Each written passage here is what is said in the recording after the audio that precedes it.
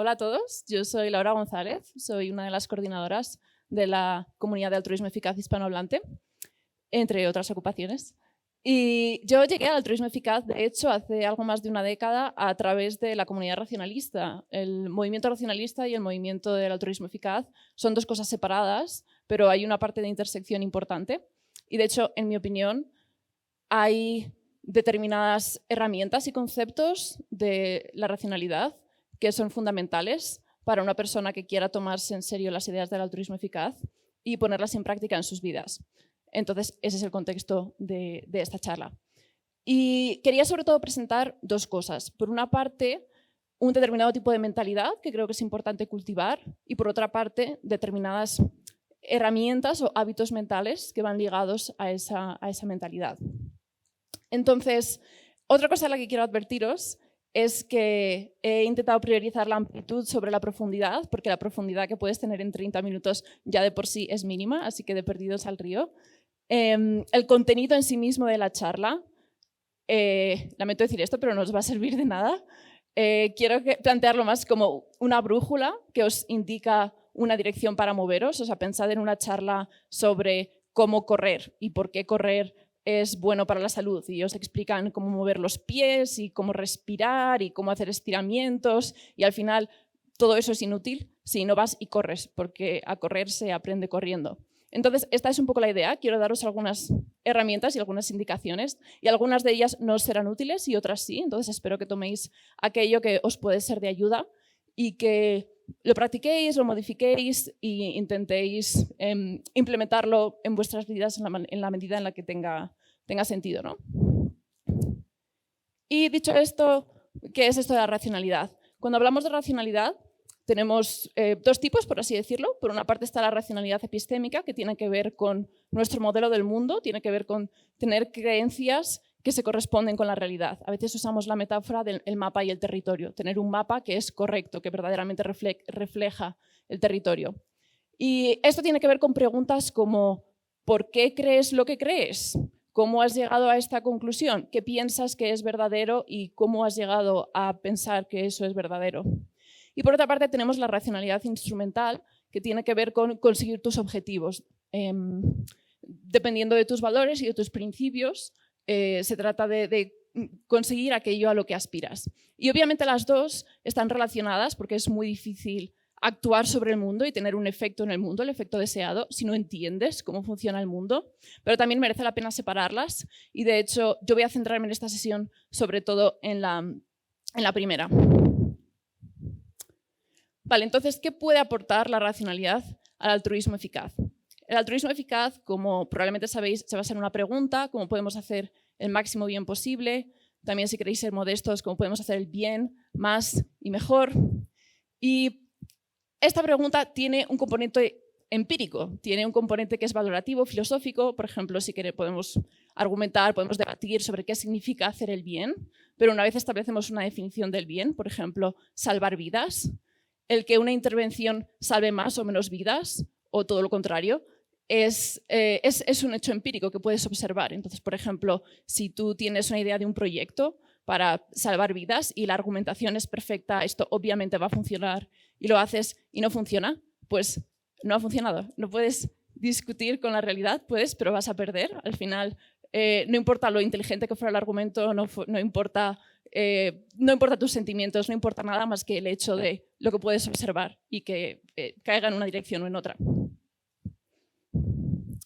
Entonces, Julia Galef habla de la mentalidad del explorador para referirse a este deseo de querer tener creencias en tu cabeza, un modelo en tu cerebro que se corresponde con la realidad. Siguiendo con la metáfora del mapa y el territorio, ¿no? Entonces imagínate que eres un explorador y ves una montaña y a lo lejos y quieres ir a la montaña, entonces empiezas a reconocer el terreno, a lo mejor lees libros para ver pues, qué se ha escrito sobre el área y entonces te encuentras con una persona que te dice oh, ten cuidado porque más adelante hay un río que tienes que cruzar y el río está muy crecido y es peligroso. Y esto es muy conveniente porque tú odias el agua y no estás bien preparado y no quieres cruzar un río. Entonces hay distintas maneras de afrontar esto. Puedes intentar ver si realmente hay un río, si te han engañado, si a lo mejor está siendo un poco exagerado. Puedes intentar encontrar la manera de cruzarlo. Lo que no puedes hacer, o no es una buena idea, es como pretender que no hay un río y acabar así, como diciendo, no, todo está bien, no hay ningún río, sigan sin problema. Entonces, es importante reconocer la realidad y lo que es verdadero. Aquí hay un par de frases que me gustan mucho, entonces quería compartirlos con vosotros porque creo que capturan de manera muy poética esto que estoy diciendo. La realidad es eso que no desaparece cuando dejas de creer en ella. Y lo que es verdad ya lo es. El admitirlo no lo hace peor. No reconocerlo no lo hace desaparecer. Y porque es cierto, es lo que está ahí, es lo único con lo que podemos interactuar. Ninguna cosa falsa, no verdadera, está ahí para ser vivida. Las personas pueden tolerar lo que es verdad porque ya lo están tolerando. Entonces, el primer paso es cultivar esta mentalidad de deseo que mi modelo del mundo sea correcto, independientemente de que sea incómodo o de que vaya en contra de lo que a mí me gustaría. Pero el siguiente paso es realmente ver cómo conseguir esto en la práctica y eso es todavía más difícil. Y quería compartir con vosotros una de mis ilusiones ópticas favoritas. Obviamente, porque esto está presentado en este contexto y os acabo de decir que es una ilusión óptica, ahora sabéis que las figuras de arriba y las de abajo tienen exactamente el mismo color, aunque las figuras de arriba parezcan blancas y las figuras de abajo parezcan negras. Lo que es muy interesante sobre esta ilusión es que, aunque lo sepas, o sea, tú literalmente puedes copiar la parte correspondiente de arriba, la copy-pegas con Photoshop abajo y ves que no hay ningún cambio porque es exactamente lo mismo. Y tú solo sabes intelectualmente cuando lo ves, pero emocionalmente, o sea, yo lo que siento al ver esto es las figuras de arriba son blancas y las figuras de abajo son negras. Y está muy bien poder tener esa habilidad de discernir, de decir, yo me siento de una manera, pero sé que eso es incorrecto, puedo saber intelectualmente que eso es incorrecto. Lo que pasa es que cuando intentamos aplicar identificar estas creencias incorrectas a otros ámbitos, es mucho más difícil. Por ejemplo, si estás intentando pensar en si tus modelos sobre cómo funciona la política económica, sobre si la intervención del gobierno fue adecuada o no fue adecuada, es mucho más difícil ver empíricamente si hay un sesgo que esté interfiriendo con eso y realmente tu creencia es correcta, se ajusta a la realidad o es incorrecta. También hay que tener en cuenta que cuando hablo de creencias, lo que tú piensas que es cierto del mundo, muchas veces no lo percibes como una creencia, lo percibes como el mundo. Igual que si fuera del contexto de una ilusión óptica, tú ves esas fichas y dices, esto es blanco, no dices, percibo esto como blanco, dices, esto es blanco. Vale, entonces ahora vamos a la parte de puesta en práctica, que se trata básicamente de cómo encontrar pues herramientas o hábitos que nos permitan conseguir esta cosa tan difícil de identificar cuándo puede haber un sesgo, cómo minimizar esos sesgos. Cada vez que alguien nos haga una pregunta, cada vez que aprendamos algo nuevo, cada vez que nos sintamos confundidos sobre algo, intentar practicar determinados hábitos. Entonces, yo creo que este es un modelo bastante adecuado sobre cómo funcionan muchos debates. Aquí tenemos el mundo, que es esa nube confusa, llena de ruido, y tenemos una persona que está percibiendo información del mundo y llega a una conclusión, y la conclusión es triángulo. Y ahí tenemos otra persona muy enfadada porque la conclusión es obviamente rectángulo. Y entonces una persona dice, pero ¿cómo puedes pensar rectángulo? Solo las personas malvadas piensan que rectángulo. La otra persona dice, pero ¿cómo puedes pensar que triángulo? Obviamente eres estúpido si piensas triángulo. Entonces me gustaría plantear un modelo alternativo de discusión. Aquí tenemos las mismas dos personas en un mundo muy complicado, laberíntico, como es la realidad, y ambas han tenido acceso a distintas partes del laberinto, han visto y están viendo distintas cosas. Entonces, quiero invitaros a que la próxima vez que estéis en desacuerdo con una persona, en lugar de intentar pensar por qué están haciendo esa interpretación, si es porque son estúpidos o porque hay algo que no entienden, sed egoístas, llevadlo a vosotros y pensad, ¿qué ve esta persona que yo no veo? Y como digo, esto es desde un punto de vista totalmente egoísta. Si queréis que vuestro modelo del mundo sea lo mejor posible, tú lo que quieres es información. Quieres robarle a esa persona la información que tiene en la cabeza, no te interesa las interpretaciones, rectángulo, triángulo, me da igual. Yo quiero cuál es la parte del mundo que tú has visto y que entiendes y que a lo mejor es eso lo que te hace llegar a una conclusión diferente a la mía. Las personas que piensan exactamente igual que tú probablemente son las personas que han visto áreas del mundo que son muy similares o que tienen acceso a la información muy similar a la tuya. Una persona, aunque esté equivocada, probablemente puede darte una perspectiva distinta si le haces preguntas como ¿qué tipo de observaciones te han llevado a esta conclusión? ¿Qué tipo de observaciones te harían cambiar de opinión? ¿Por qué piensas esto? Y eso te da información sobre el mundo. Y que no es necesariamente relevante incorporar su interpretación para ello. Y bueno, esto de nuevo desde un punto de vista egoísta, a veces servirá para ayudar a la otra persona si la otra persona está interesada en la información que tú tienes y que a lo mejor es lo que a ellos les hace tener una opinión distinta, pero también a veces será mejor para ti, porque a veces la persona que está equivocada y la que solamente necesita nueva información eres tú. Vale, una situación ligeramente distinta se da cuando no tienes información o no tienes herramientas para procesar la información y tener una opinión sobre determinado tema. Entonces alguien dice triángulo y tú dices, sí, vale, supongo que triángulo. Y esto no está necesariamente mal hacerlo, a veces es necesario o útil delegar el pensamiento, pero es importante saber que lo estás haciendo. Si alguien te pregunta, ¿por qué piensas esto? La explicación es porque alguien en quien confío me ha dicho esto y yo confío en ellos, así que yo pienso esto también. En lugar de intentar buscar una justificación o el uso de una evidencia que en verdad no estás usando. Vale, ahora vamos a hacer un pequeño experimento. Quiero que penséis en, si podéis, en lo primero, una afirmación o un argumento que habéis escuchado este fin de semana y todavía tenéis que procesar, un argumento sobre el que sentís que tenéis que pensar más. Puede ser algo del tipo community building se tiene que hacer así, o X causa es el problema más importante, o este proyecto ha funcionado y tenemos que hacer más proyectos de este tipo.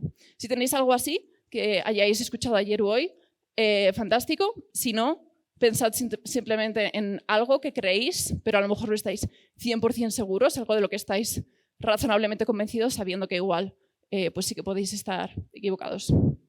¿Lo tenéis? Vale. Oh, pues no.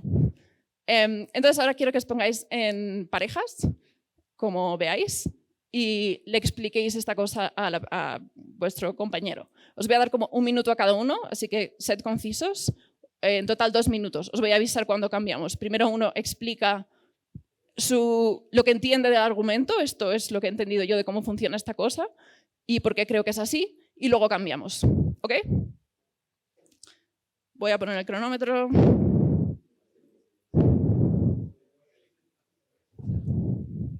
Empezamos, 1 minuto. Muy bien, suficiente. Ya lo sé, muy corto. Ahora quiero que penséis en lo que acabáis de decir y lo que habéis escuchado e intentar identificar los huecos en el razonamiento, donde habéis notado que vosotros o la otra persona había ahí un punto de confusión, algo que no estaba del todo claro, porque A sigue a B o de dónde viene esta conclusión. Os voy a dar 15 segundos mientras hablo para que penséis en cuáles son estas áreas que a lo mejor necesitáis clarificar y cómo podríais hacer eso. ¿Con quién tenéis que hablar? ¿Dónde tenéis que buscar la información? ¿Cuál es la pregunta exacta o el punto que no está claro? ¿Y dónde podéis encontrarlo? Esto tiene un poco que ver con la ilusión de la profundidad explicativa, que es un sesgo que trata de explicar este fenómeno por el cual cuando le preguntas a alguien pues, cómo funciona algo o si entienden algo, en realidad tendemos a tener excesiva confianza diciendo, ah, sí, entiendo esto. Por ejemplo, le preguntas a alguien, ¿cómo funciona un microondas? ¿Sabes cómo funciona un microondas? Y dicen, pues claro que sé cómo funciona un microondas. Es la cosa más sencilla del mundo, todos lo tenemos en nuestra casa. Y le preguntas, ¿y cómo funciona un microondas? Y dicen, pues con ondas, micro, y transmiten energía y la comida se calienta. Y entonces preguntas, ¿y por qué no podemos meter metal en un microondas? Porque el microondas calienta a veces unos alimentos más que otros. Y no tienen ni idea.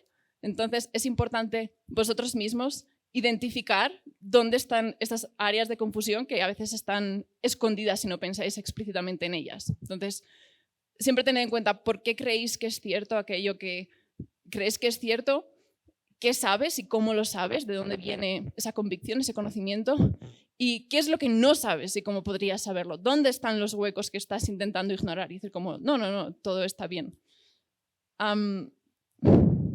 Vale. El siguiente punto que quiero destacar es la importancia de hacer predicciones. Vamos a hacer un pequeño experimento. Es un experimento conocido, así que estoy segura de que algunos de aquí sois muy listos y ya lo habéis visto. Si lo habéis visto, tenéis prohibido hablar durante el próximo minuto. Vale, aquí tenemos una lista de números, 2, 4, 6, 8, que siguen una regla. Entonces se trata de descubrir cuál es la regla. Y para ello quiero que me digáis otras listas de números que siguen la regla. Por ejemplo,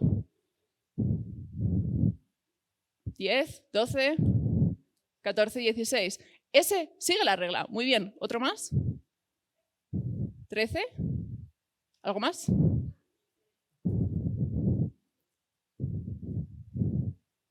¿Ok?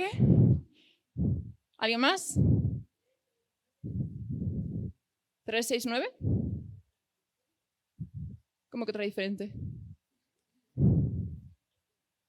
3, 5, 7. 13 y 9. 13 y 9 no sigue la regla. 3, 6, 9, 12. Eso sí sigue la regla. 0, 0, 0 no sigue la regla. 5, 10, 15, 20 sí sigue la regla. ¿Alguien tiene alguna... quiere aventurar cuál puede ser la regla?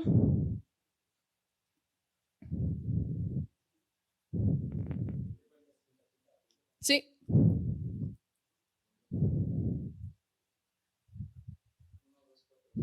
Sí. Okay. Sí, la regla es simplemente 4 números que van de menor a mayor.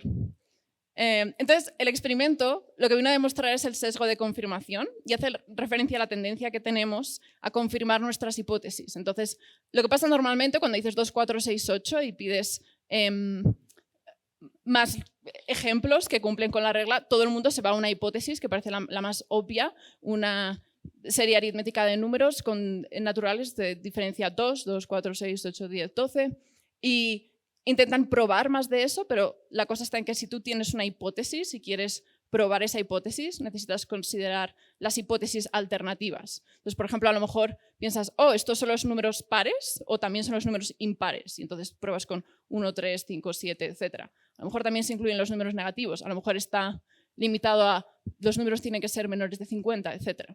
Entonces, la idea es que tenéis que falsar vuestra hipótesis. Tenéis que buscar no aquello que demuestra la hipótesis, sino aquello que puede contrariar la hipótesis y favorecer una hipótesis alternativa. Entonces, siempre preguntaros, en el momento en el que tenéis una hipótesis, es decir, una creencia sobre cómo funciona el mundo, pensad, ¿qué esperaríais observar si mi hipótesis es correcta? ¿Y qué esperaríais observar si mi hipótesis, qué esperaría observar si mi hipótesis es incorrecta? Lo que queremos es hacer experimentos que tienen resultados distintos en el mundo en el que estás en lo cierto y en el mundo en el que estás equivocado. Entonces, por ejemplo, la serie 2, 4, 6, 8 encaja en el mundo en el que la regla es serie aritmética diferencia 2, pero también encaja en el mundo en el que hay 4 números cualesquiera de orden creciente. Yo tengo una amiga a la que cada vez que tiene una nueva pareja, pues está súper entusiasmada y está súper enamorada y dice, esta es la persona con la que voy a estar toda mi vida. Y esto ha pasado ya varias veces y a veces, de hecho hasta ahora siempre, nunca ha sido la persona de su vida, ¿no? Entonces, el que tú estés enamorado, en este contexto, si eres mi amiga, no te da ninguna información sobre si esa persona va a ser o no el amor de tu vida. Y lo mismo cuando sentimos que estamos absolutamente en lo cierto sobre un tema y dices, no, yo esto sé que es así, estoy totalmente convencida de que esto es así, pues resulta que la gente cuando está equivocada no sabe que está equivocada. Entonces, el que tú creas que estás en lo cierto no es necesariamente evidencia concluyente de que vives en el mundo en el cual estás en lo cierto y no en el mundo en el que estás equivocado. Vale. Pensad en una afirmación que estáis convencidos de que es verdad. Como esto es así, seguro. Puede ser sobre un aspecto de vuestras vidas personales, decisiones profesionales, convicciones políticas, opinión sobre altruismo eficaz, lo que sea. Vale, ya os voy a dar un minuto para responder vosotros mismos, no con nadie más, las siguientes preguntas. ¿Qué te convencería de lo contrario? Si tu afirmación es verdadera, ¿cómo será el mundo en 1 año? ¿En 2 años? ¿En 10? Escribid algunas predicciones, aunque sean vagas. Luego, si tu afirmación es falsa, ¿cómo será el mundo en 1 año? ¿En 2? ¿En 10? Escribid algunas predicciones. Veo que no tenéis papel, no hace falta que uséis el móvil. Pensad en vuestra cabeza. Os voy a dar 2 minutos para las 3 preguntas. Ahora, en modo difícil, pero solamente queda un ejercicio. Pensad, si estuvierais cometiendo un gravísimo error, algo que sería devastador descubrir que es un error, ¿cuál sería? Seguro que probablemente hay varias cosas que son como muy fundamentales a cómo pensáis acerca del mundo. Vale. Y ahora pregúntale a la persona sentada a tu lado, ¿cuál es el mejor argumento a favor de que esto es efectivamente un error? Explicadle brevemente, esto es lo que pienso yo, que es evidentemente así, y si no es así, yo ya me bajo de la vida. Y el trabajo de la otra persona es decirle, pues de hecho, podría ser un error en este caso, a lo mejor no estás prestando atención a este factor. Hacemos en una dirección y luego en la otra, un par de minutos. Se acabó.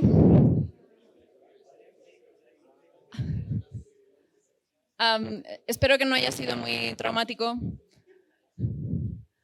Aquí hay un resumen básicamente de todo lo que quería intentar transmitir hoy. Intentad cultivar la mentalidad del explorador, el deseo de entender el mundo tal y como es, sino como creemos o nos gustaría que fuera. En conversaciones donde hay desacuerdo, ¿qué ve esta persona que yo no vea? Intentar haceros esta pregunta. Pensad también de dónde viene tu modelo del mundo, qué sabes y qué no sabes. Presta atención a las cosas que te confunden o que no entiendes, qué es lo que todavía no sabes y cómo podrías saberlo. Y por último, haz predicciones, haz experimentos para falsar esas hipótesis. ¿Qué esperarías observar si tu hipótesis es correcta? ¿Qué esperarías observar si tu hipótesis es incorrecta? Y lo último que quería decir es, de nuevo, invitaros a la acción. No creo que necesariamente todo lo que haya dicho haya sido súper inspirador o súper útil, pero si habéis encontrado una cosa que pensáis, esto tiene sentido, pues hacedlo o intentar ver cómo funciona y cómo lo podéis adaptar para que funcione para vosotros. Del mismo modo, una de las cosas que yo más valoro del movimiento del altruismo eficaz es esta llamada a la acción. No se trata solo de tener determinados principios, de tener determinados valores y tener determinadas ideas sobre cómo funciona el mundo y qué funciona y qué no, sino de actuar de acuerdo a ellas. Así que ojalá intentéis mejorar vuestro modelo de cómo funciona la realidad y también usar eso para cambiar el mundo. Y os dejo con esta frase, de nuevo, para pensar en la acción. Si estuvierais leyendo un libro o viendo una película, como una película de terror o una película de malentendidos románticos, ¿qué le estarías gritando al protagonista que hiciera? ¿Qué le estarías diciendo? Es evidente que tienes que hacer esto. Y ahora preguntaros por qué no lo estáis haciendo. Y os dejo con eso para pasar el resto de la velada y la cena. Muchas gracias y suerte.